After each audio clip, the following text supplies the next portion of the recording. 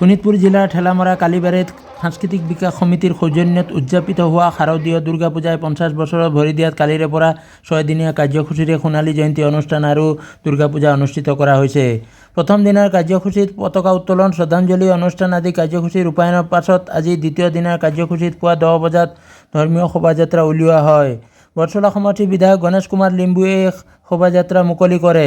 সোণালী জয়ন্তী উদযাপন সমিতিৰ সভাপতি চন্দন দাস আৰু সম্পাদক সঞ্জিত দত্তৰ নেতৃত্বত উলিওৱা শোভাযাত্ৰাত ভিন্ন জনগোষ্ঠীয় কৃষ্টি দলে অংশগ্ৰহণ কৰে। শোভাযাত্ৰাৰ কাৰ্যসূচীত স্থানীয় সমাজকৰ্মী ধ্ৰুৱজ্যোতি বৰা, পবিত্ৰ কুমাৰ নাথ, প্ৰাণনাথ চৰকাৰৰ লগতে স্থানীয় বহুকেইগৰাকী বিশিষ্ট ব্যক্তিয়ে অংশগ্ৰহণ কৰে।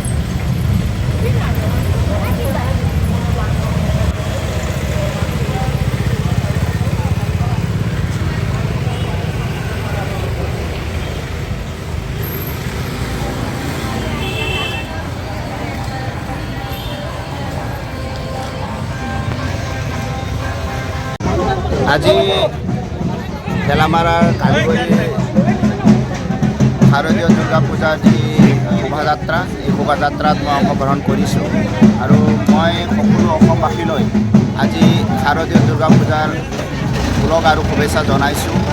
যিহেতু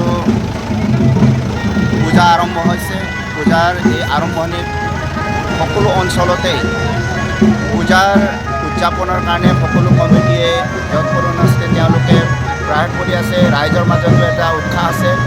যদিও আমাৰ মৰমৰ শিল্পী জুবিন গাৰ্গৰ বিয়োগৰ পাছত ক'ৰবাত মানুহৰ মনত এটা দুখ আছে।